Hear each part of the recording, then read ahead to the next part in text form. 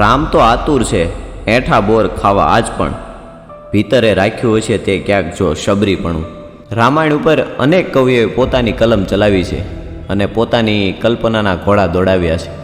એવા મજાદરના કવિ કાગબાપુએ એની એક સાહિત્ય કૃતિ કાંકરી, એમાં પોતે રામનો મહિમા ગાન કર્યો છે. રામ સેતુનું નિર્માણ થઈ ગયું છે. વાનરોએ અથાગ પ્રયત્ન કરી અને રામ સેતુ તૈયાર કર્યો છે. અને જે બને એટલું પ્રત્યેક વ્યક્તિ નાનામાં નાના અદમાં અદમ માણસે એમાં એનું યોગદાન આપ્યું હતું. એમાં લંકામાં પડાવ નખાઈ ગયો છે અને યુદ્ધના મંડાણ મંડાઈ ચૂક્યા છે. એક દિવસ બન્યું એવું કે મર્યાદા પુરુષોત્તમ રામ એકલા બેઠા બેઠા વિચાર કરે છે. મન ચગડોળે ચડ્યું છે કે પથ્થર કોઈ દી પાણીમાં તરે નહીં, અને આ મારા નામના પથ્થર તર્યા તો એ તર્યા કઈ રીતે? એ વિચાર કરતાં કરતાં રામને કંઈક પોતાના મનમાં વેમ જાગે છે. એટલે કવિ કાગબાપુની રચનામાં કહે છે કે કુળ રાવણ કેરો નાશ કીધા પછી એક દી રામને વેમ આવ્યો, મુજતણા નામથી પથ્થર તરતા થયા તો આ બધો ઢોંગ કોણે રચાવ્યો? એ વિચારમાં આપ ઊભા થઈને કોઈને નવ પછી સાથ લાવ્યા. ઈ સર્વથી છૂપતા છૂપતા રામજી એક દી ઉધતીને નીર આવ્યા.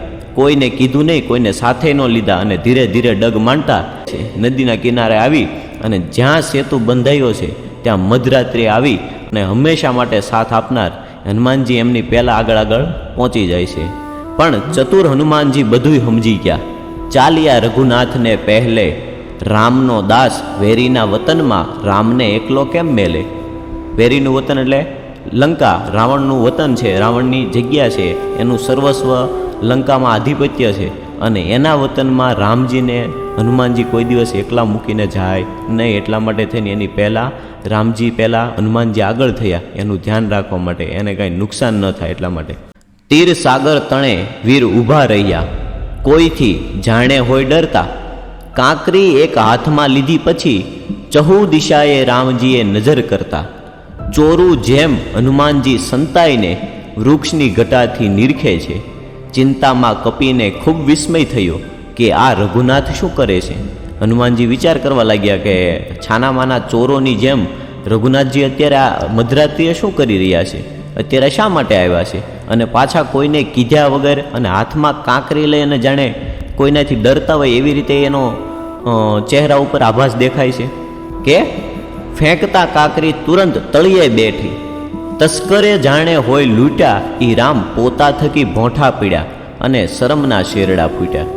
કાંકરી હાથમાં હતી ને કાંકરી નાખી એટલે સીધી જે કાંકરી છે એ તળિયે બેહી ગઈ.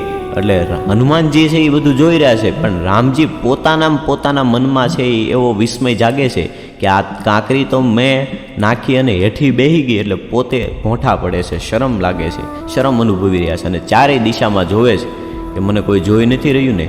અને એ સમયે જ હનુમાનજી સામેથી આવતા દેખાય છે. ચરણોમાં જઈ કરે છે કપી વિનંતી કે નાથજી આ મતી કેમ આવી? હાથ જેનો ગ્રહ્યો તો તેને છોડતા આપના બિરદની શરમ ન આવી? કે તમે બધાના તારણહાર છો. જો કોઈ તારણહાર જ કોઈનો હાથ છોડી દે પછી આ જગતમાં કોઈની તાકાત નથી કે એને તારી શકે. જે વાનરોએ સેતુ બનાવ્યો હતો એ વાનરોએ તમારા ઉપર અઢળક વિશ્વાસને કારણે ખાલી રામ નામ લખ્યું અને પથ્થરો તરવા લાગ્યા.